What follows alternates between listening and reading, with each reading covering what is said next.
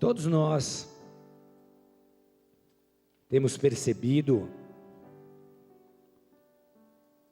que a sociedade está obcecada, que a sociedade está obstinada por mudanças. Todos nós temos percebido, o mundo está infeliz, as pessoas estão frustradas, decepcionadas, cansadas.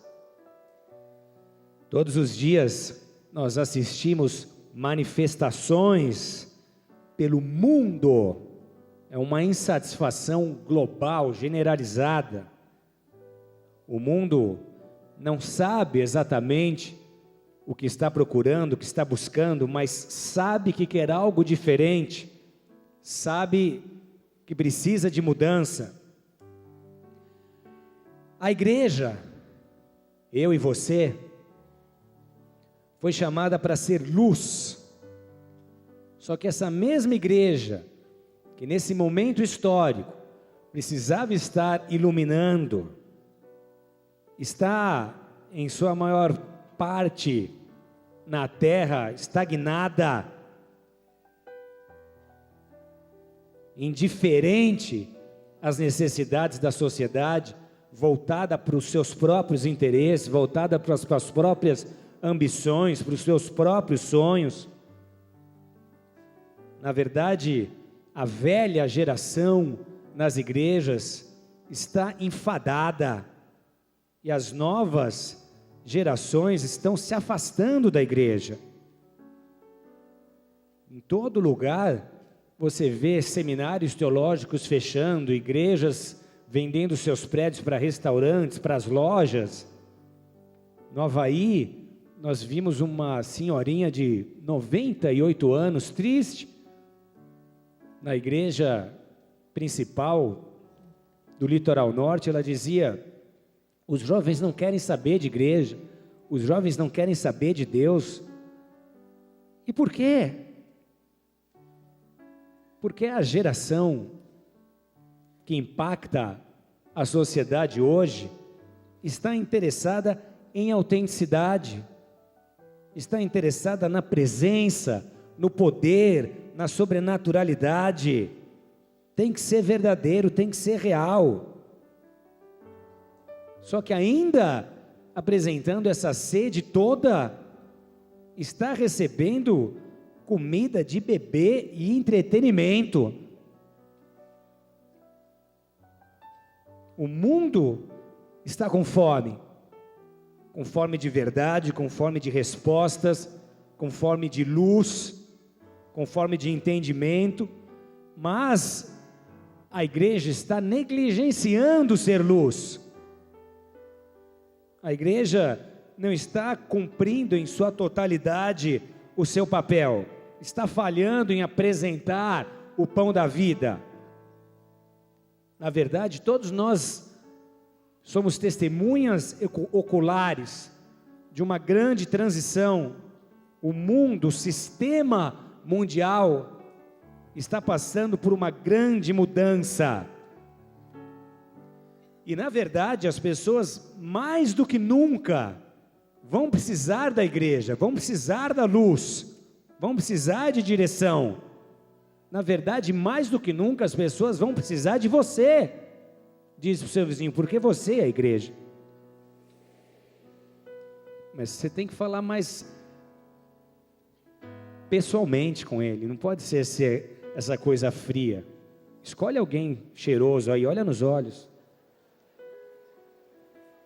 Olha nos olhos. Não seja tão formal assim. Quebra o gelo com ele. Pergunta: qual que é o seu signo? Quebra o gelo. Dá um apelido para ele. Quando a gente quer intimidar, dá um apelido, pergunta o nome. Se for Alexandre, você fala Lelê. Quebra o gelo. Esses dias eu virei quis cutucar meu pequenininho, que está sentadinho ali. Eu falei: ô Rininha, Qual que é teu apelido na escola? Vai, fala a verdade. Não tenho. Então eu vou te dar um apelido. E eu falei, você vai ter que escolher. Ele gosta de usar essa franjinha dele na testa. Eu falei, você vai ter que escolher cabelinho de Lego, cabelinho de Playmobil ou franjinha de Lego. Aí ele ficou bravo, quis chorar. Eu falei, não tem que ficar bravo. Você me dá um apelido também. É assim. Aí ele disse, então você pode escolher entre esses 3 apelidos. Eu falei, tudo bem, vai lá. E eu estava numa dieta, e quando a gente está em dieta e corta a proteína, você fica meio nervoso, né? Por isso que eu estava provocando todo mundo. Vai, me dá um apelido. Aí ele falou, você pode escolher, pai, primeiro, gordão inflamável. Gordão inflamável. Sensacional. Segundo, gordão tóxico. E terceiro, gordão radioativo. Acabou comigo. Desisti de dar apelidinho para ele. Amados, aqueles que hoje se acomodarem, dormindo um sono da mornidão causada pela prosperidade, não estarão prontos para satisfazer espiritualmente a sua geração. Aqueles que hoje não despertarem, aqueles que hoje não acordarem, aqueles que hoje não perceberem essa apostasia, essa mornidão, não estarão prontos para nos próximos anos satisfazer as necessidades da sociedade. Não estarão prontos para exercer a sua missão, não estarão prontos para ser luz, não estarão prontos para ajudar, não estarão prontos para libertar. Porque para ser luz eu preciso estar iluminado, para ajudar eu tenho que ter sido ajudado, para libertar eu preciso estar liberto. Amém? A geração que se acomoda, a geração que não se abre para viver as mudanças que Deus está fazendo, ela fica estagnada, ela fica para trás, ela fica engessada, ela já não tem o que dar, ela já não tem nem o que oferecer, porque ela mesma tem falta, porque ela mesma necessita, porque ela mesma já não vive o que viveu, quando se dispôs a mudar e a receber de Deus aquilo que Deus estava derramando, a unção que estava sendo derramada sobre a igreja. Quem crê nisso, dê um glória a Deus. Gordão inflamável foi mancada, né? Eu comecei a me sentir gordo, e daí eu fui dormir e eu tive um sonho, e nesse sonho eu estava fazendo, como é que é aquele exame que você entra, ressonância magnética. Eu sonhei que eu estava deitado, fazendo ressonância magnética num dos túneis da Imigrantes. Acabou comigo, me deixou traumatizado. Preciso vir no NV. Amados, essa nossa sociedade pós-moderna, com todo o seu avanço tecnológico, está cada vez mais segura de si, e na verdade cada vez mais independente de Deus. Por quê? Porque diferentemente de outras eras na história, hoje quase tudo que se pode querer está instantaneamente às mãos, e nada, igreja, fortalece mais o humanismo, a ciência que diz que o homem está no centro de todas as coisas. Nada fortalece mais o humanismo do que essa facilidade. A impressão é que o homem consegue por si mesmo dar conta de todos os seus problemas, solucionar todas os seus desafios, como se Deus não coubesse mais nessa sociedade de hoje. E na verdade também nada enfraquece mais a igreja do que essa autossuficiência, do que essa distância da nossa origem e fonte de recursos, que é o próprio Deus. O que nós vemos é que pouco a pouco o mundo está trilhando um caminho onde não há mais espaço para fé, onde não há mais necessidade de fé. Abra sua Bíblia comigo em Jeremias 48, 11 e 12, vamos entender melhor essa história. Isaías, Jeremias 48.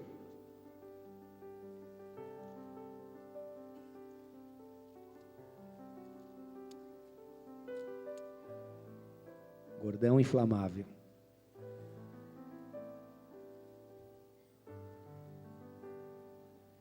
Jeremias 48, 11 e 12. Quem achou?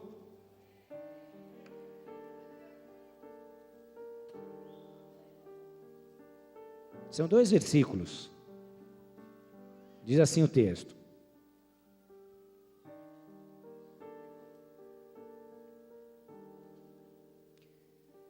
despreocupado esteve Moabe desde a sua mocidade, e tem repousado nas fezes do seu vinho. Não foi mudado de vasilha para vasilha, nem foi para o cativeiro, por isso conservou o seu sabor, e o seu aroma não se alterou. Portanto, eis que vem dias, diz o Senhor, em que lhe enviarei trasfegadores, que o trasfegarão, despejarão as suas vasilhas e despedaçarão os seus jarros. Até aí. É um texto curto, é uma sentença divina ao povo de Moabe, aos moabitas. Deus estava falando a uma nação despreocupada, a uma nação tranquila, a uma nação que nunca havia sido cativa por outra, que nunca havia habitado em cativeiro, nunca havia sido subjugada por outra. Uma nação que vivia no seu regalo, uma nação que não foi, segundo o texto, alterada, mudada, trabalhada, uma nação que vivia segundo a sua própria intenção. E aí Deus vem dizendo que como vinho ela seria derramada sobre odres, ela seria despedaçada em seus jarros. Moabe era originário de uma relação de incesto de Ló com a sua filha mais velha, com a sua filha primogênita. Então, na verdade, essa origem incestuosa, que é uma quebra de princípios bíblicos, fazia Moabe rebelde em sua essência, em sua natureza, em sua origem. Há algumas outras versões diferentes dessa lida aqui, que dizem que Moabe vivia no sossego e na tranquilidade. De qualquer forma, o que nós lemos aqui nos dá a mesma impressão. É uma nação despreocupada, que vive no sossego e na tranquilidade. Essa nação é culpada e sentenciada. Isso nos leva a alguns questionamentos. Uma nação que vivia sossegada e tranquila. Mas e aí? Qual o mal de uma nação viver sossegada e tranquila, de uma nação viver despreocupada? Por que que aquele comportamento de Moabe foi condenável?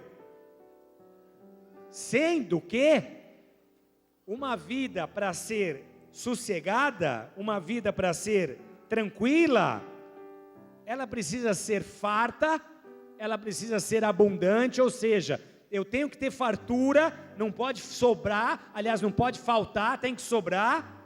Eu tenho que ter saúde, eu tenho que prosperar, eu tenho que ter paz. Então, por que que uma vida como essa foi condenável diante de Deus, se todas essas coisas, saúde, paz, prosperidade, vêm de Deus, são dons de Deus, são dádivas dos céus?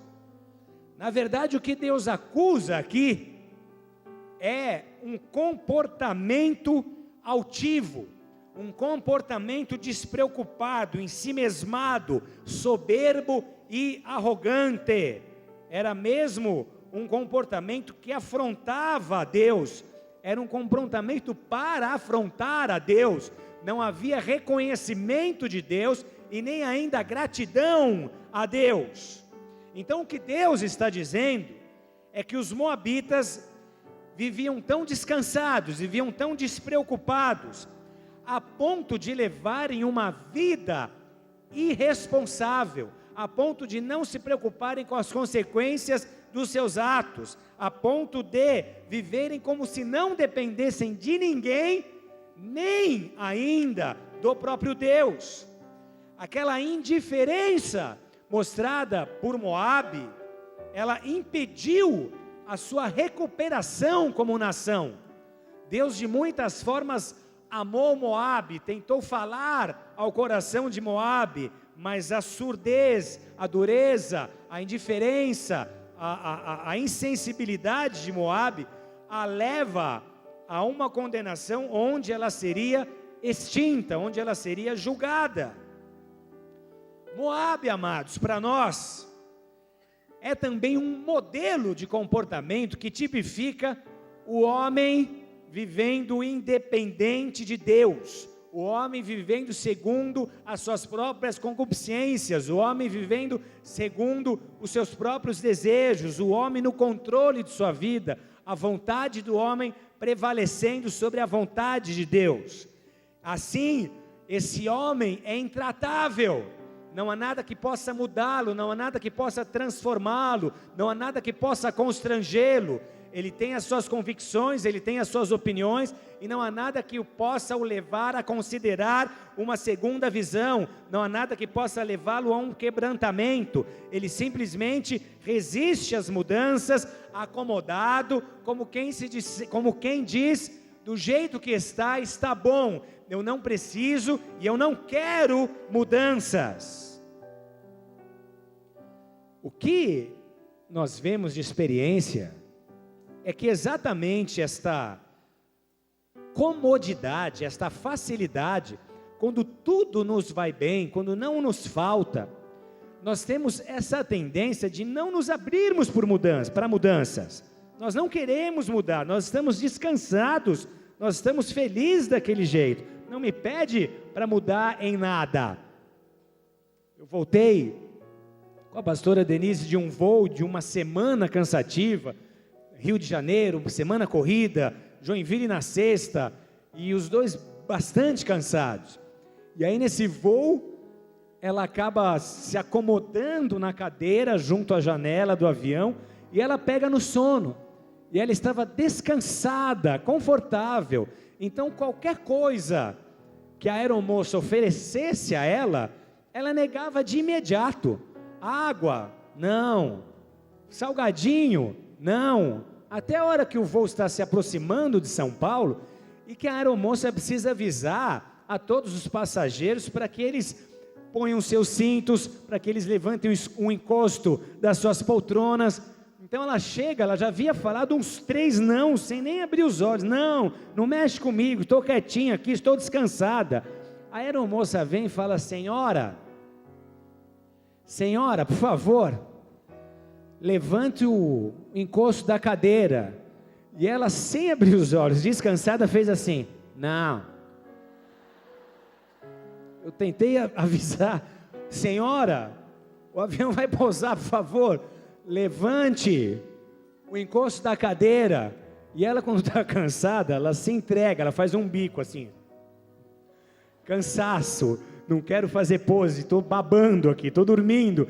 E ela disse de novo: levanta o encosto. Não quero. E fez assim com a mão.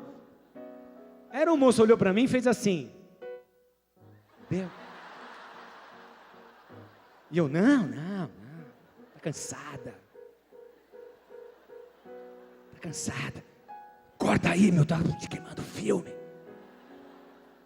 Porque quem está cansado e acomodado não quer mudar. Me deixa, eu estou quieto. Estou feliz assim, não me fale em desafio, não me fale em mudar, eu me estabeleci desse jeito. É assim que eu acho que a minha vida precisa ser tocada. Então, para falar da condição de Moabe, a figura usada pelo profeta Jeremias foi a da fabricação do vinho. Só que no método antigo. E como é que era o método antigo? No tempo de Jeremias, no tempo do próprio Jesus, era um método sem os processos que destilam o vinho. Então hoje, seria o que nós chamamos de vinho fabricado de forma caseira. Como é que isso acontecia? As uvas então eram selecionadas e eram amassadas, ou numa bacia, numa vasilha, ou no lagar. Já era um lugar mais profissional para a fabricação de vinho. Essas uvas amassadas pelos pés eram então transformadas em líquido, e esse líquido produzido pelas uvas era o vinho. Então ele era decantado, ele era derramado, ele era despejado de uma vasilha para outra. Para quê? Porque depois de ser pisado e esmagado, por 40 dias ele ficava numa vasilha. E aí criava-se o borro, ou as fezes, como eles chamavam naqueles dias, conforme lido aqui. Era o borro, que era a impureza do vinho. Então, para que essa impureza pudesse ser eliminada, evidenciada e destacada, eles mudavam o vinho de um vaso para o outro. Depois do período de 40 dias, e interessante que 40, biblicamente falando, é um número que fala de santificação. Depois de 40 dias numa vasilha, eles começavam um processo onde, de tempos em tempos, o vinho passava de vasilha para vasilha, de uma para outra. Talvez como você tentando tirar a nata do leite, ou tentando esfriar o seu café com leite, era de vasilha em vasilha. Se o vinho não passasse por esse processo, ele era classificado como um vinho de má qualidade, porque ele não passou por todas as mudanças necessárias para ser considerado um bom vinho. Então, o vinho ficava nesse odre, a borra se formava, e na trasfegação, o que é a trasfegação? É exatamente um processo de levar o vinho de um odre para o outro, de uma vasilha para o outra, para que aí ele vá sendo purificado, para que aí a sua qualidade venha sendo aperfeiçoada. Então, nessa trasfegação, o gosto e o sabor inicial do vinho iam desaparecendo. Ele ia ficando com gosto de vinho, porque no início ele era tão doce que ele não podia ser bebido, ninguém aguentava beber aquela primeira extração da uva. Então, passando por esse processo, aquele gosto insuportável ia sendo eliminado, ia passando por mudanças, e o vinho então começava a apresentar um sabor diferente e um cheiro diferente. Se o vinho não se submetesse ou não passasse por esse processo de vasilha em vasilha, diga para o seu vizinho, de vasilha em vasilha. Se ele não passasse de odre em odre, ele não alcançava o nível desejado pelo seu fabricante, ele não servia para ser comercializado, para ser degustado. Então, ele estragava, na verdade, se ele não fosse separado dos seus sedimentos. Se o vinho se mantivesse na mesma vasilha, desde a primeira extração da uva, e não fosse separado da borra, do sedimento, ele não mudava o gosto, ele não mudava o sabor, e ele estragava. Depois de um longo tempo, que esse vinho era então mexido, ele tinha que ser trabalhado, ele precisava ser mexido, ele precisava trocar de vasilha algumas vezes, quantas fossem necessárias para ele ser purificado. Enquanto isso acontecia, o gosto mudava, o sabor mudava, até que ele alcançasse gosto e sabor, gosto e cheiro, na verdade, perfeitos, especiais, prontos para ser consumidos. Na verdade, o vinho passava a ter um buquê próprio, como os apreciadores gostam de dizer. Então, o que nós temos aqui, de primeira análise, de primeira mão, é Deus confrontando esse modelo de vida, é Deus confrontando essa forma escolhida pelos moabitas de se viver o precioso tempo que Deus deu para cada um de nós na terra, esse tempo que nós chamamos de vida. E o texto diz que em breve, o verso 12 diz, dizendo, em breve mandarei inimigos contra Moabe, eles passarão o vinho de uma vasilha para outra, e por fim quebrarão os jarros. Então Deus estava dizendo, Moabe é assim acomodada, Moabe tem esse cheiro, Moabe tem esse sabor, porque ela nunca foi tratada, ela nunca passou de vasilha para vasilha, ela nunca perdeu o seu cheiro inicial, o seu gosto inicial, ela nunca foi cativa de outra nação. Então o que Deus resolve fazer é: vocês vão, porque eu estou levantando inimigos contra vocês, ficar no cativeiro. E essa dor, esse sofrimento produzido pelo cativeiro, será para vocês o processo pelo qual eu vou transformá-los. Vocês vão começar a participar desse de vasilha em vasilha, desse processo para a sua santificação e para a sua purificação. Então, amados, havia, como há hoje em relação a nós, uma expectativa divina. O que nós sabemos, pelo que a história diz, é que Deus não se indignou com Moabe, com a sua forma de viver, do dia para a noite. Na verdade, Deus aguardou pacientemente, com expectativa, o dia em que Moabe se convencesse de sua presença, porque até então, o seu estilo de vida era como se Deus não existisse, era como se eles nunca fossem prestar contas a Deus, era um estilo de vida divorciado da fé em Deus, da crença nos mandamentos divinos. Então Deus esperou por muito tempo, dando muita oportunidade, que aquele povo se convencesse da existência de Deus, da necessidade de se temer a esse Deus. Na verdade, desde a origem, esse povo nunca teve nem a intenção de andar com Deus, esse povo nunca teve nunca fez nenhuma questão de andar com Deus. Eles declaradamente se opunham ao próprio Deus, se opunham ao povo de Deus, se opunham à palavra de Deus. Mas, diga para o seu vizinho, mas o desprezo do homem, a chamada de Deus, sempre subiu, ainda sobe e sempre subirá a Deus, como um cheiro, como um perfume, como um incenso, que não é agradável às narinas de Deus, às narinas do Criador. É um cheiro, é um odor de vinho estragado, é um odor de algo que Deus não pode se alegrar, Deus não pode se glorificar. Então, desde sua origem, a nação de Moabe vive esse tipo de relação com o Criador.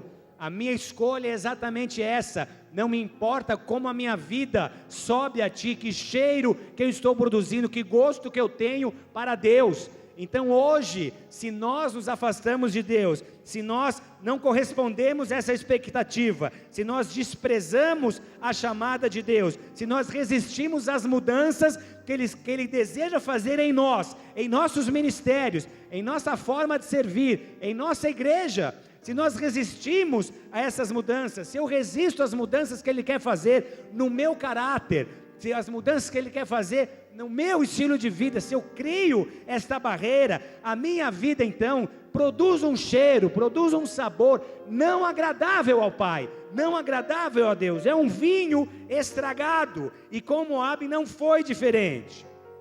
Só que, como é que Deus olha para uma questão como essa? Por que Deus julga aquela nação? Porque Deus é criador, porque Deus criou todas as coisas. Então, no coração do Criador, havia o fato de que aquele povo desfrutava de um pedaço do planeta Terra. Aquele povo se alimentava, extraía recursos da terra que Deus criou, e aqueles recursos extraídos ali promoviam toda a prosperidade, todo o conforto, todo o cuidado que aquele Moabe tinha consigo, a ponto dele não se lembrar de Deus em situação alguma. Os moabitas assim se bastavam. Os moabitas eram autossuficientes. E o que nós vemos, igreja, é que Deus não tem prazer nisso, mas se for necessário, por amor, Ele envia inimigos. Essa é a última opção de Deus Pai. Essa é a última opção de um Deus de amor. Esta é a última ação de Deus. pois o caráter de Deus é longânimo, pois o caráter de Deus é misericordioso, é marcado por amor, é marcado por compaixão. Deus não gosta, Deus não se alegra em ter que repreender, Deus não se alegra em ter que levantar um inimigo para convencer ninguém dos seus erros, do seu desprezo pela palavra. Não é algo agradável para o nosso Deus, mas por amor e por compaixão, Deus confronta, Deus permite o levantar-se de um inimigo. E para quê? Para exortar, para corrigir, para alinhar, para trazer de volta, para produzir um coração contrito. A intenção de Deus não é nunca ver os seus filhos sofrendo. A intenção de Deus sempre é e sempre será a de restaurar, a de salvar, a de tratar, a de avivar e a de transformar aquele que Ele ama e que escolheu amar. Então escolhe o seu vizinho aí de novo, o bonito, e diz assim para ele: sempre que o pior acontece, é porque não ouvimos Deus, e se ouvimos, endurecemos o nosso coração, resistimos às mudanças que Ele exige. O caos, essa eu não precisava repetir, vocês precisam pegar esse time. O caos não é para te destruir, não é para te fazer sofrer, não é para te afastar de Deus. O caos é para te trazer para perto de Deus. O caos é para te levar a buscar a Deus. O caos é para te fazer se entregar, não para te afastar. Ah, mas por que esse caos? Aí me identifiquei. Ele deve conhecer a minha vida. Só Deus sabe o que eu estou vivendo. Só Deus sabe o que eu estou passando. Se eu olho para mim, eu vejo a figura do caos. Olha o que está acontecendo na minha casa. Olha o que eu estou vivendo. Quando nós resistimos às mudanças que Deus espera em nós, o inimigo se levanta. E o inimigo trabalha. E ele sabe trabalhar. Pastor, você não sabe o que está acontecendo em casa. Outro dia eu disse: oh, minha esposa amada e querida, você me esquenta? Tem uma restauração, uma reaproximação. Amor, você me esquenta? Ela respondeu: claro, você quer gasolina ou álcool? Caos, limite, extremo. Se alguma coisa não mudar, se você não se voltar a Deus, se você não admitir a necessidade de regeneração, de mudança, de transformação, onde vai parar? Como é que vai ficar? Ah, pastor, a culpa não é minha, a culpa é dele. Eu casei com um marido horóscopo, já ouviu falar? Ele sempre manda o que eu tenho que fazer, ele sempre está errado. Não acerta uma, nunca nada dá certo. Ah, pastor, ela reclama, ela fala que eu sou o príncipe que virou sapo. Mas ela não lembra que ela que é a bruxa que fez o príncipe virar sapo. Onde vai parar sua família? Onde vai parar o seu lar desse jeito? Com tanta intriga, com tanta picuinha. Se você não aceitar que você precisa mudar, não te adianta gritar para os vizinhos ouvir que a sua esposa ou que o seu marido estão errados e precisam mudar. Porque a única mudança que você consegue é a sua. O que pode mudar dentro da sua casa é aquilo que você pode fazer por você mesmo, por seu casamento. Você nunca muda o cônjuge, você nunca muda a esposa, nunca vai mudar o marido. Então muda você. Eu sou um vinho que eu preciso mudar de vasilha. Eu estou parado, meu cheiro já não é bom, meu casamento está com um cheiro horrível, é um vinho estragado. Vamos juntos então dar as mãos e mergulhar na próxima vasilha, para o borro ficar para trás, para algo novo acontecer. É a necessidade de mudanças. Deus está nos chamando para nos abrirmos. A igreja vai passar por uma grande transição, por uma grande mudança.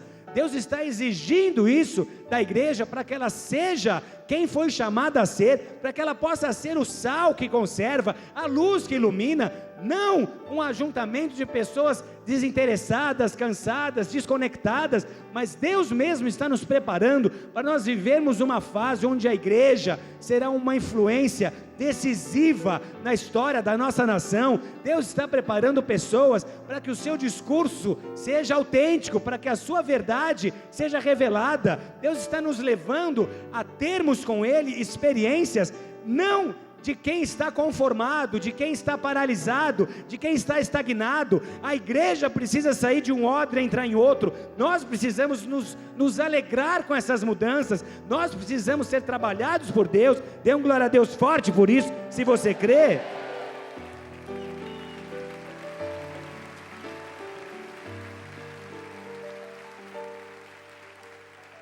Ah, pastor, antes da gente casar, ele era levita, vivia adorando. Depois que casou, ele só sabe cantar um louvor: entra na minha casa, entra na minha vida, lava toda a minha roupa e faz a minha comida. Como é que vai dar certo desse jeito? Igreja, o prazer de Deus é encontrar o homem. A maior alegria de Deus é se revelar ao homem. Lá em Êxodo 3, versos 7 e 8 diz assim: certamente vi a aflição do meu povo que está no Egito, e ouvi o seu clamor por causa dos seus exatores. Conheço-lhes o sofrimento, por isso desci a fim de livrá-lo da mão dos egípcios, e para fazê-lo subir daquela terra a uma terra boa e ampla, a terra que mana leite e mel. Então isso é o registro do clamor de um povo que estava escravo no Egito. Então Deus escuta esse clamor e há uma resposta para esse clamor.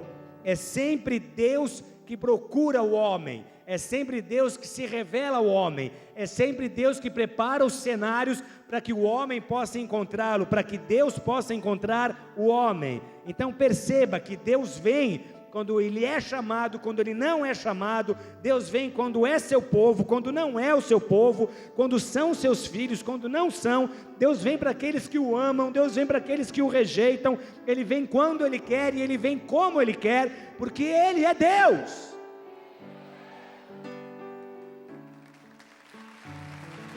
Aleluia.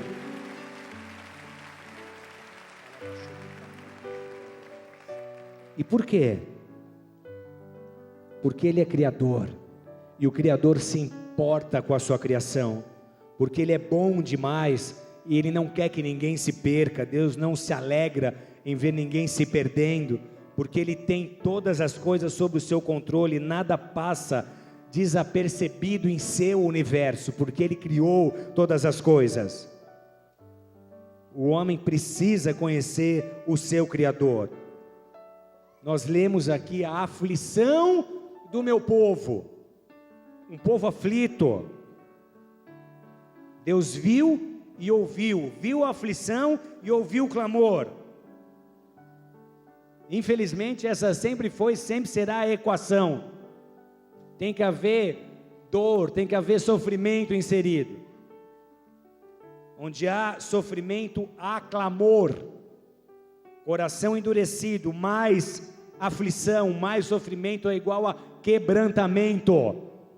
Enquanto aquele povo não foi quebrantado, não houve clamor. Enquanto não houve clamor, não houve respostas. Deus sempre usou e sempre vai usar o desespero do homem para revelar o seu amor. Por isso não se assuste se em alguma área de sua vida Deus está te levando a extremos.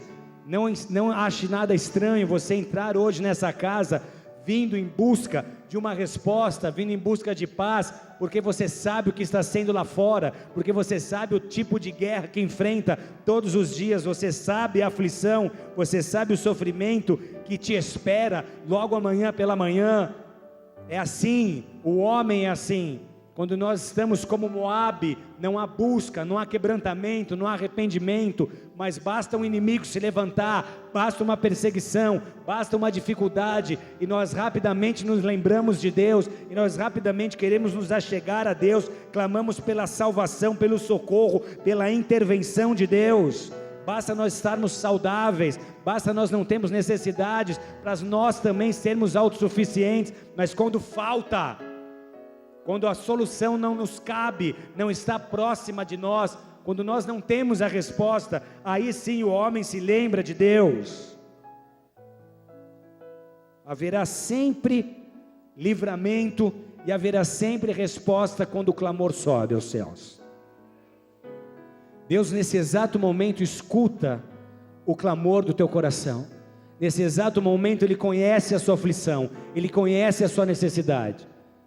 Isso que é para ti um grande problema, para Deus é uma grande alegria, porque talvez se você não estivesse passando pelo que está passando agora, você não estaria tão sincero na presença de Deus, a tua posição não seria tão humilde quanto tem sido nesses dias, talvez você nunca escutaria o que Deus quer te dizer, se não fosse o que você teve que viver e passar para hoje, poder se abrir para escutar Deus, para escutar a palavra de Deus, para escutar a voz de Deus.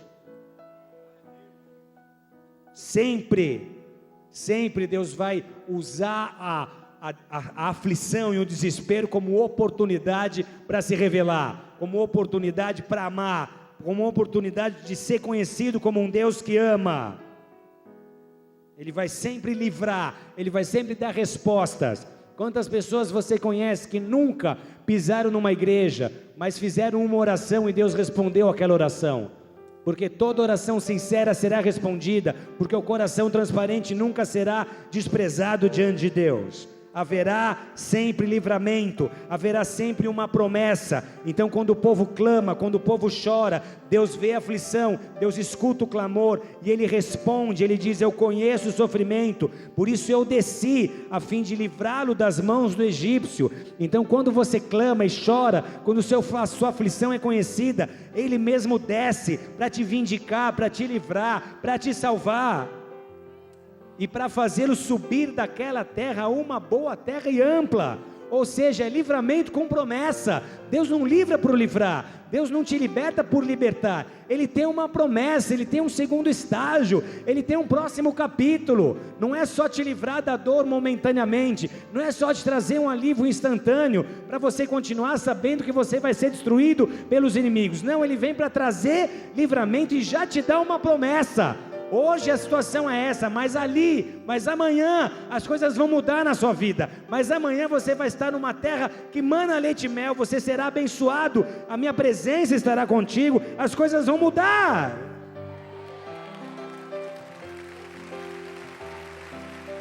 Haverá livramento e haverá promessa para toda aflição seguida de clamor.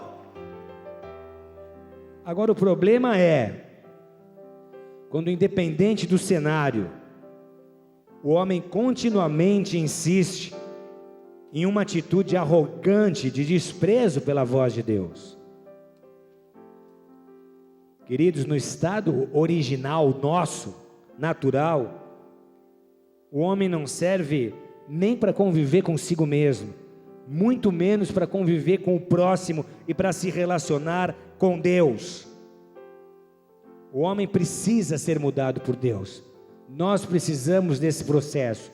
Eu quero estar de vasilha em vasilha. Borro tem que ficar para trás. Eu quero ser mudado, eu preciso ser purificado. Eu quero produzir um perfume agradável. Eu quero ter um sabor que agrade a Deus. O homem precisa ser mudado. O homem estará constantemente sendo desafiado a mudar. Ninguém está pronto, ninguém ficou bom demais a ponto de não ser desafiado a mudanças.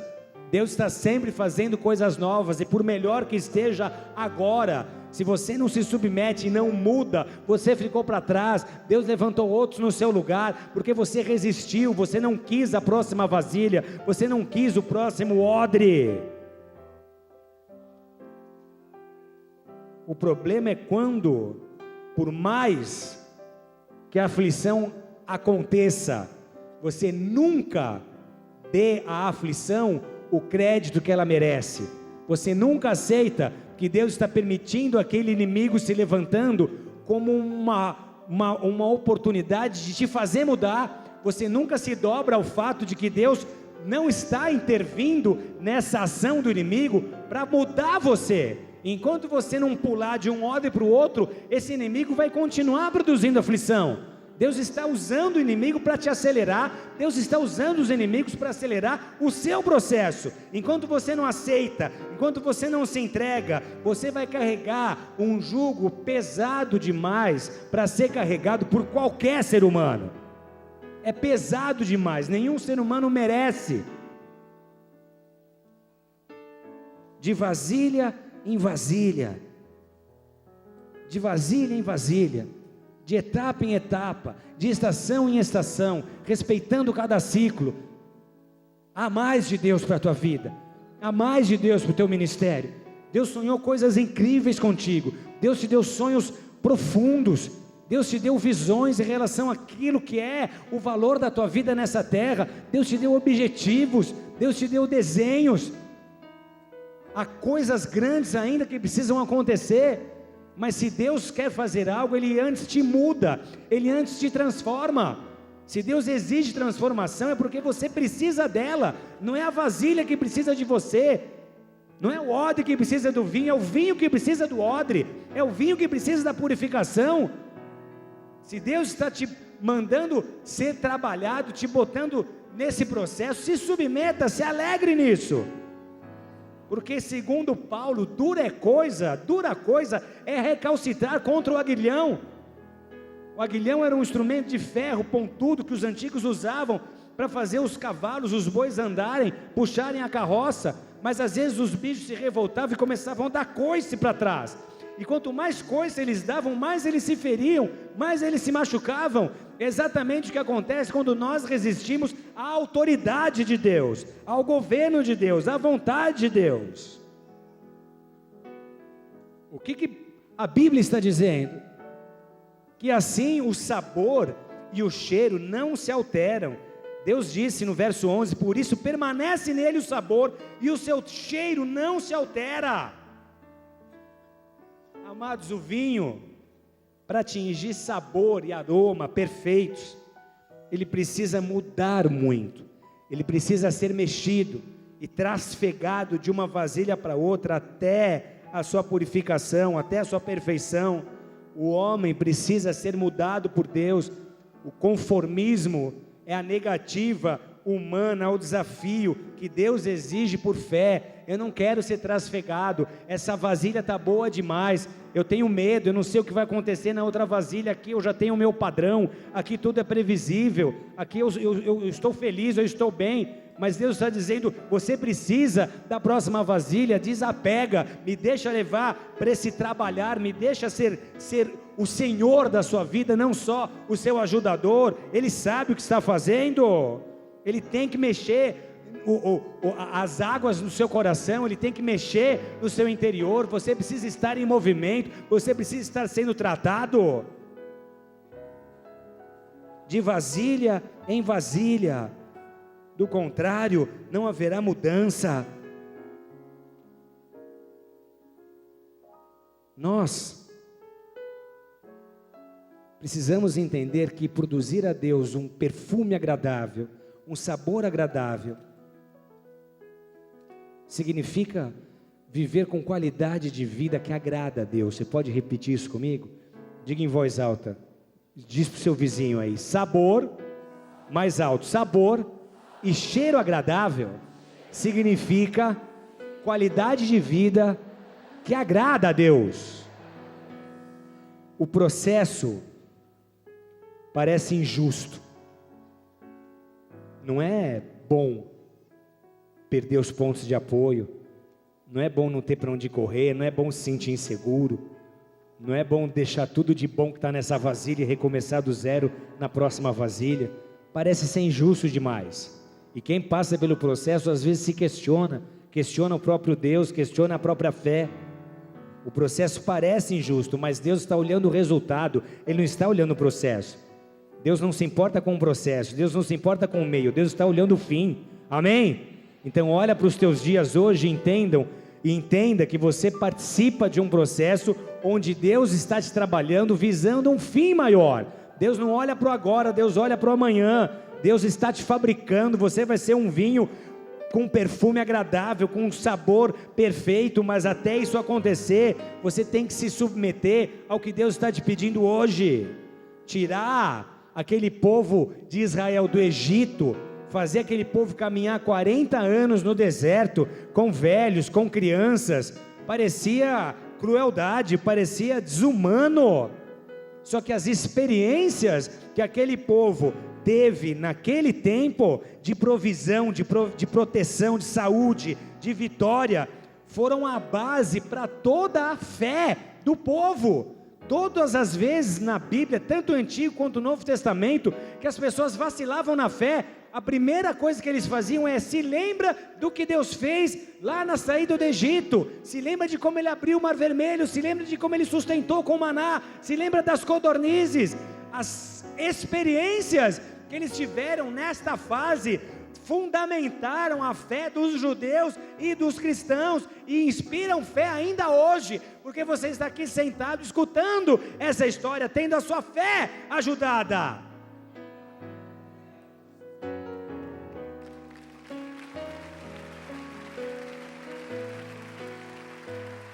Louvado seja o nome de Jesus.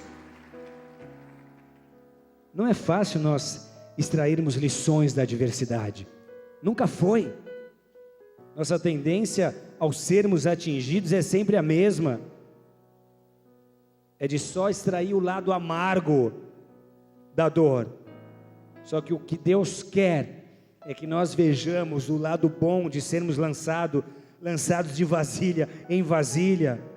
É o conformismo que está sendo quebrado, são as mudanças que precisam acontecer para o seu bem, para a sua felicidade. Você vai produzir um sabor e um perfume melhor. É só você ler a sua Bíblia.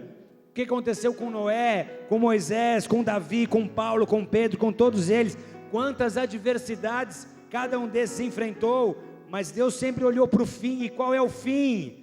Deus não melhorou aquelas pessoas, Deus transformou completamente cada um deles. Então o que Deus está fazendo hoje é o mesmo. Diz para o seu vizinho: Deus não quer te melhorar, Deus quer te transformar. Se você crê, aplauda a Deus com toda a sua força.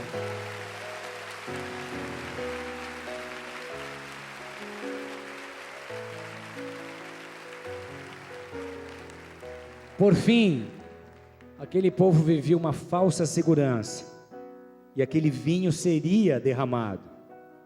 Tranquilidade e sossego nem sempre são sinal de que tudo vai bem. Você pode aparentemente estar tranquilo, as pessoas que te olham podem até dizer: mas olha, ele é feliz. Agora, você sabe o que é estar cansado de pecar, você sabe o que é carregar esse peso, você sabe o quão vazio você acorda todas as manhãs, você sabe, e só você sabe o que é ter que lidar com essa angústia, com essa falta que Deus te faz. É a tua vida, é o teu chamado, é a tua história. Então não se engane, essa falsa segurança não salva ninguém. A resistência, se ela continua aí de pé, fortalecida, essa resistência à mudança que Deus quer promover na sua vida, ela vai quebrar o vaso e o vinho vai se derramar, como foi com Moabe. Eles resistiram tanto que Deus disse: agora o vinho vai de uma vasilha para outra, essa vasilha vai quebrar e o vinho vai ser derramado. Então não corra esse risco.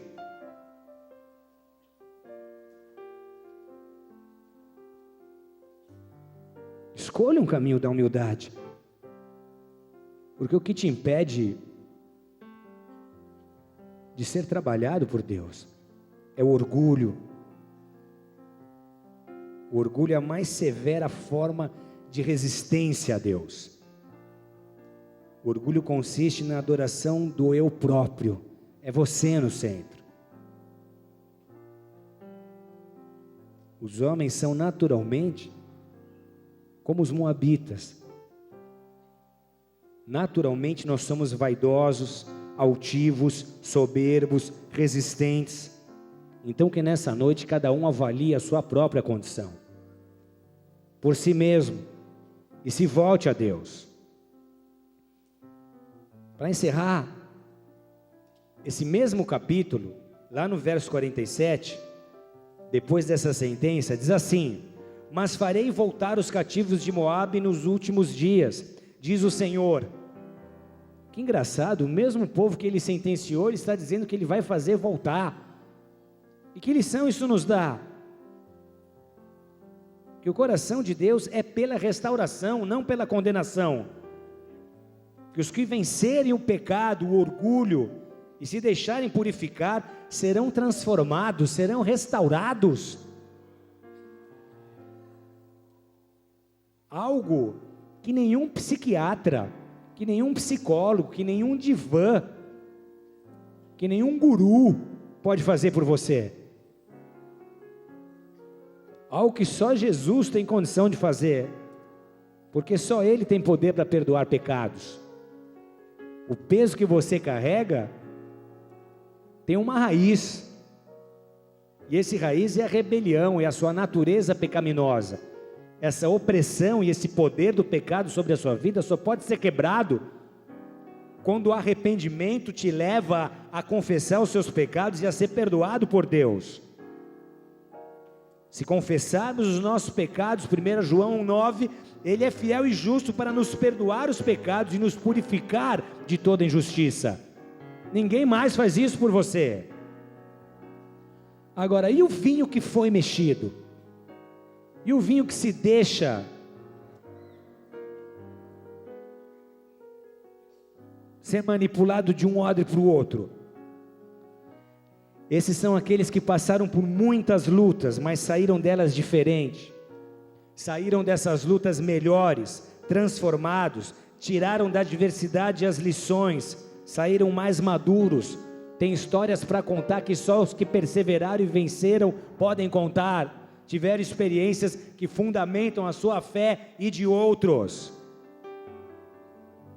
Ou seja, o vinho que é revirado, que é mexido, que é trasfegado, derramado de vasilha em vasilha, é um vinho nobre. O vinho que nunca foi mexido representa a igreja que continua em apostasia, altiva, fútil, frívola, independente, soberba, vaidosa, não acha que precisa mudar. O vinho trasfegado é a igreja curada, transformada, tratada, viva e atuante. Jesus, em João 2,10, nos deixou saber que o melhor vinho está preparado para os últimos dias.